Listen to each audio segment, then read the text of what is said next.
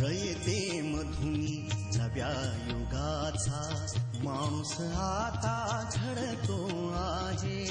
वटवृक्षाच्या विशालतेचा मोहन भाला पडतो आहे. नमस्कार, मी प्राध्यापक सुरेश साळुंखे, इतिहास विभाग, सौ मंगलताई रामचंद्र जगताप महिला महाविद्यालय उंब्रज. या प्रस्तुत व्हिडिओमध्ये आपण छत्रपती शिवाजी महाराजांची जन्मतिथी, त्यांचं बालपण आणि त्यांचं शिक्षण या गोष्टीचा आढावा घेणार आहोत. हिंदवी स्वराज्य संस्थापक छत्रपती शिवाजी महाराज यांचा जन्म वेरूळच्या भोसले घराण्यामध्ये झाला. मराठी साहित्याच्या अनेक हस्तलिखित कागदपत्रांमधून आपल्याला भोसले कुळाची माहिती मिळते. शिवाजी महाराजांचे वडील शहाजीराजे भोसले आणि आई जिजाबाई यांच्या पोटी महाराजांचा जन्म जुन्नर जवळील शिवनेरी किल्ल्यावर झाला. परंतु त्यांचा जन्मतिथी या बाबतीत मात्र इतिहासकारांच्यात वाद आहे. जन्मतारखेबाबत वाद असलेले आपल्याला दिसतात. शिवाजी महाराजांसारख्या थोर पुरुषांच्या जन्मतिथीबाबत, जन्मतारखेबाबत वाद असणं तर म्हणजे दुर्दैवाची गोष्ट आहे. परंतु वेगवेगळ्या साधनांमध्ये वेगवेगळी तिथी, जन्मतिथी सांगितलेली आपल्याला दिसते आणि त्यामुळे मग दोन गट निर्माण झालेले आपल्याला दिसतात आणि आम्ही सांगितलेली जन्मतिथी कशी बरोबर आहे हे या ठिकाणी सांगितलं.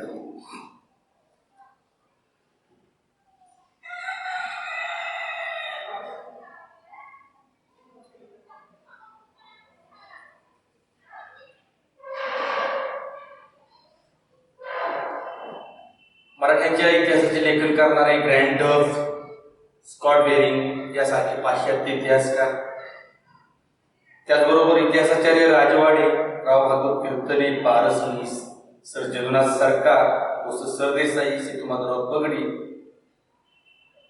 यासारख्या अनेक इतिहासकारांनी उपलब्ध झालेल्या ऐतिहासिक साधनांच्या आधारे शिवजन्मतिथीविषयी नोंदी केलेल्या आहेत.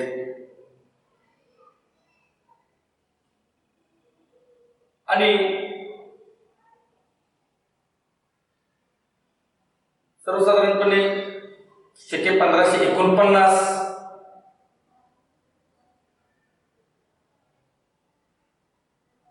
वैशाख शुद्ध शके 1549 मध्ये शिवरायांचा जन्म झाला असं मत या इतिहासकारांनी मांडलेलं आहे. शके 1549 म्हणजेच एप्रिल 1627. एप्रिल 1627 ही शिवाजी महाराजांची जन्मतिथी असं काही लोकांचं मत आहे.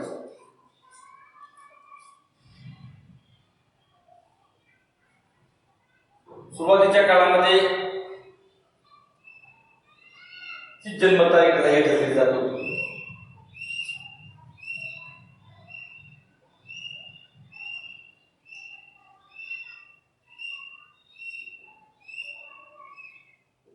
या बाबतीत इतिहासकारांच्या मध्ये वादावर संशोधन चालू होतं. नवनवीन हस्तलिखित उपलब्ध होत होती. त्यातून नवीन माहिती मिळत होती. 1910च्या दशकात राजकारणाच्या व्यापातून लोकमान्य टिळकांनी इतिहास संशोधनाचं काम चालू केलं आणि या संशोधनामध्ये त्यांना जे शकावलीचं हस्तलिखित सापडलं त्याचा अभ्यास करून त्यांनी ते भारत इतिहास संशोधन मंडळात सादर केलं. आणि या जेधे शकावलीमध्ये शिवाजी महाराजांच्या जन्मतिथीची नोंद अशी आहे, शके 1551 शुक्ल नाम संवत्सर फाल्गुन वद्य तृतीया शुक्रवार हस्त नक्षत्र घटी 18 फळे 30 ये दिवशी ये समयी राजश्री शिवाजीराजे शिवनेरीस उपजले, अशी नोंद जेधे शकावलीमध्ये असलेली आपल्याला दिसते. आणि मग खऱ्या अर्थाने इथून पुढं शिवजन्मतिथीचा वाद सुरू झाला. मग इतर साधने एप्रिल 1627 ही जन्मतिथी सांगणारे साधने आणि फेब्रुवारी 1630 ही जन्मतिथी सांगणारी साधने.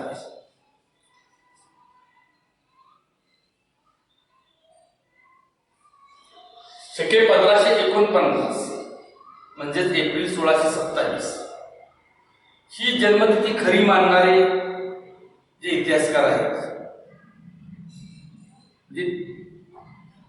ते कोणत्या पुराव्याच्या आधारे ही जन्मतिथी एप्रिल 1627 ही जन्मतिथी खरी मानतात? तर ही जन्मतिथी सांगणारे जे पुरावे आहेत ते पुरावे आहेत, एक शिवदिग्विजय,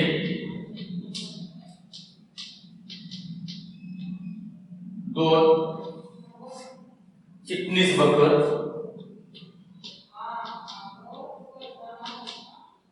तीन 91 कलमी बकर, 91 कलमी बकर, त्याच्यानंतर मराठी साम्राज्याची छोटी बकर, पंतप्रतिनिधींची बकर, शिवप्रताप. या साधनांच्या मध्ये शके 1549 म्हणजेच एप्रिल 1627 ही जन्मतिथी सांगितली. आता शिवदिग्विजय या साधनामध्ये काय जन्मतिथी दिलेली आहे? वैशाख शुद्ध 2 गुरुवासरे 1549.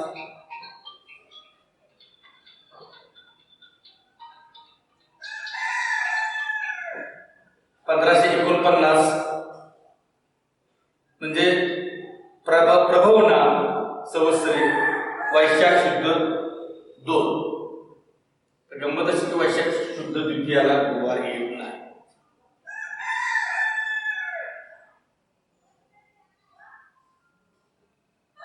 चिटणीस बकरीमध्ये अशी नोंद आहे, वैशाख शुद्ध 2 गुरुवार शके 1549 प्रभव नाम संवत्सरे वैशाख शुद्ध द्वितीयाला गुरुवार येत नाही. 91 कलमी बकर वैशाख शुद्ध 4 म्हणजे चतुर्थी चंद्रवार म्हणजे सोमवार शके 1559 या ठिकाणी शेप चुकलेले. 1549 त्यांनी 1559 सांगितले. तर असा घोळ दिसतो. एप्रिल 1627 ही जन्मतिथी सांगण्याची की 1549 म्हणजे एप्रिल 1627 ही जन्मतिथी सांगणाऱ्या पुराव्यांमध्ये अशा प्रकारचा घोळ असतो. जे तिथी वार नक्षत्र यामध्ये एक वाक्य तर दिसत नाही, एक मेळ दिसत नाही. तर दुसरा वर्ष आहे शके 1551 म्हणजे फेब्रुवारी 1630 ही जन्मतिथी सांगणारे ऐतिहासिक पुरावे. त्यामध्ये एक जेधे शकावली, 2 शिवभारत,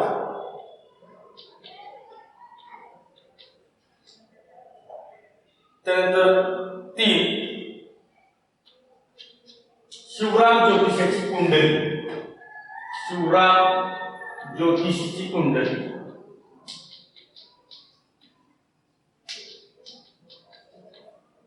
अशा 3 ऐतिहासिक साधनांमध्ये शके 1551 म्हणजे फेब्रुवारी 1630 ही जन्मतिथी दिलेली आहे. आता एका साधनाचा आपण विचार करू. जेधे शकावली.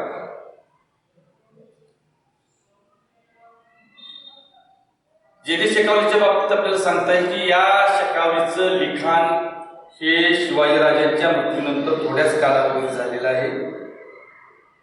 जेधे घराण्यानं स्वराज्याची सेवा चाकरी केलेली आहे आणि त्यामुळं त्या शकावलीमध्ये दिलेली जी माहिती आहे ती खरी आहे. का खरी? तर याचं कारण असं की जेध्याने स्वराज्याची सेवा चाकरी केलेली, शिवकाळामध्ये ती जेधे शकावली लिहिलेली. आणि दुसरी गोष्ट म्हणजे जेधे शकावलीतील इतर माहिती त्याची जर आपण तारीख निश्चित म्हणजे माहिती इतर साधनांबरोबर जुळवण्याचा प्रयत्न केला तर ती माहिती इतर बरोबर जुळते. इतर माहिती जेधे बरोबर देतो तशी तो जन्मतिथीची माहिती बरोबर देते. हा एक भाग आहे. दुसरं साधन आहे शिवभारत हा ग्रंथ. शिवभारत हा ग्रंथ कुणी लिहिला तर कवी परमानंद यांनी. तो शिवाजी महाराजांच्या पदरी होता आणि त्यानं जी तिथी सांगितली शनिवार शके 1551 शके शुक्ल नाम संवत्सरे उत्तरायण शिशिर ऋतूमध्ये फाल्गुन मध्य तृतीयाला जिजाबाईने अलौकिक पुत्ररत्नास जन्म दिला अशी नोंद शिवभारत या ग्रंथामध्ये. जेधे शकावलीमध्ये अशी नोंद आहे शके 1551 शुक्ल नाम संवत्सरे फाल्गुन मध्य तृतीया शुक्रवार शुक्ल गटी 11 पळे 31 हे समयी शिवाजीराजे श्रीमंत. म्हणजे या ठिकाणी या दोन्ही साधनांमध्ये तिथी वार नक्षत्र वगैरे या ज्या गोष्टी आहेत या गोष्टी बरोबर दिलेल्या. म्हणजे त्या दोघांचा म्हणजे मेळ, दोन्ही साधनांचा मेळ. तिसरा पुरावा शिवराम ज्योतिषाची कुंडली. हा शिवाजी महाराजांचा समकालीन होता. त्यानं महाराजांची कुंडली तयार केलेली होती आणि त्यात त्यानं शके 1551 फाल्गुन मध्य तृतीय अशी जन्मतिथी. हे जे तिन्ही पुरावे आहेत या तिन्ही पुराव्यांमध्ये तिथी वार नक्षत्र यामध्ये एक वाक्यता बसलेली आपल्याला दिसते आणि हे तिन्ही पुरावे समकालीन आहेत. तसं शके 1549 म्हणजे एप्रिल 1627 ही जन्मतिथी सांगणारे जे पुरावे आहेत त्यामध्ये शिवदीप विजय हा ग्रंथ असेल, चिटणीस बकर असेल, 91 कलमी बकर असेल, मराठी साम्राज्यात छोटी बकर असेल, पंतत्नीजी बकर असेल, ही जी साधनं शिवकाळानंतर 100-150 वर्षांनी लिहिलेली आपल्याला दिसतात आणि त्यामुळे त्यांची विश्वासनीयता कमी आहे आणि या साधनांची विश्वासनीयता जास्त आहे आणि म्हणून या साधनांमध्ये जी जन्मतिथी दिलेली आहे ती जन्मतिथी खरी मानली जाते. आणि आपल्याला माहित आहे की आज महाराष्ट्र शासनाने जे 19 फेब्रुवारी 1630 ही जन्मतारीख शिवजयंती जन्मतारीख म्हणून 19 फेब्रुवारीला दरवर्षी शिवजयंती साजरी केली जाते. महाराष्ट्र शासनानं अधिकृतपणे फाल्गुन मध्य तृतीय शके 1551 म्हणजेच 19 फेब्रुवारी 1630 ही जन्मतिथी मान्य केली आहे.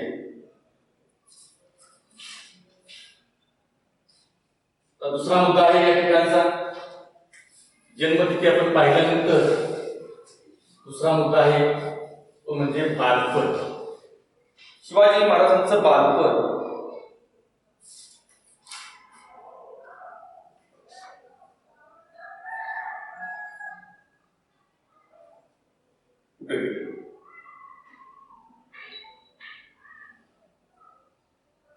महाराजांचं बालपण विजापूर, पुणे या ठिकाणी गेलेलं आपल्याला दिसतं.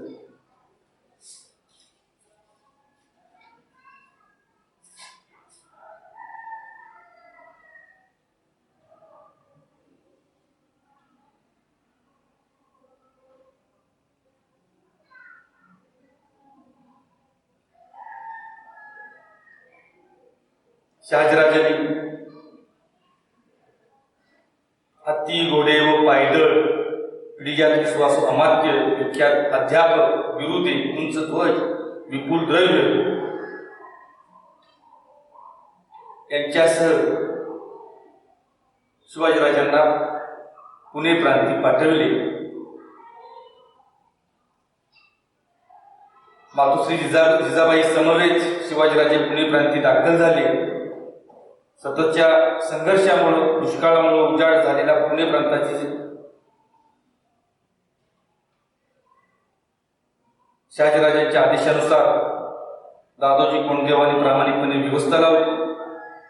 लोकांना अभय देऊन जमीन लागवडीखाली आणली. पुण्यात आल्यानंतर जिजाबाईंनी राज्यकारभार आपल्या हाती घेतला.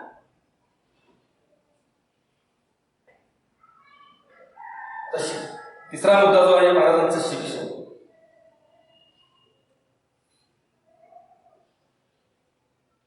शहाजीराजांनी बगळूर मुक्कामी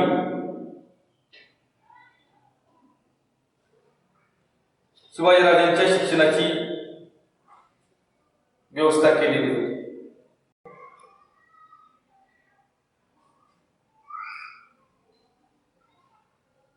इतिहास संशोधक आबासाहेब चांदोरकर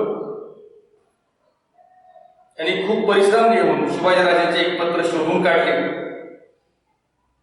आणि ते पत्र शिवशाहीचा लेखनालंकार या पुस्तकात त्यांनी छापलं. आणि या पत्राच्या शेवटी भूत लिहिणे तरी तुम्ही सुज्ञ असा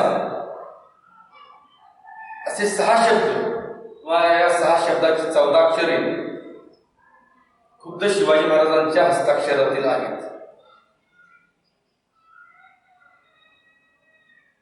या उदाहरणावरून या ठिकाणी शिवाजी महाराजांची साक्षरता सिद्ध होते. इसवी सन 1689 मध्ये जुल्फिकार खानानं रायगड घेतला आणि त्यावेळी मराठ्यांचा दत्तरखाना त्यांनी जाळून टाकला.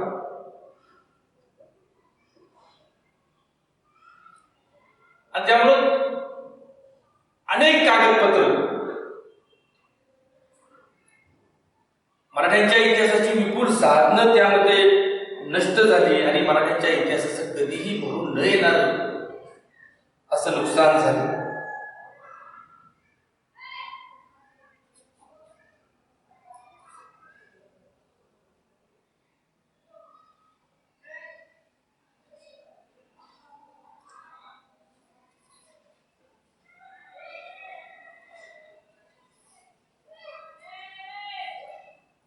अनेक समरप्रसंगात शिवाजी महाराजांनी आपलेली व्यूहरचना, मुत्सद्देगिरी, सैन्याची निवड, श्रेष्ठ प्रशासन, त्यांनी निर्माण केलेलं अष्टप्रधान मंडळ, त्यांचं किल्ला स्थापत्य, त्यांनी केलेली राज्य व्यवहार कोशाची निर्मिती या बाबी पाहिल्यानंतर शिवाजी महाराज शिक्षित होते, सुविद्य होते, प्रतिभा संपन्न लोकोत्तर महापुरुष असल्याचे निर्विकारपणे सिद्ध होते.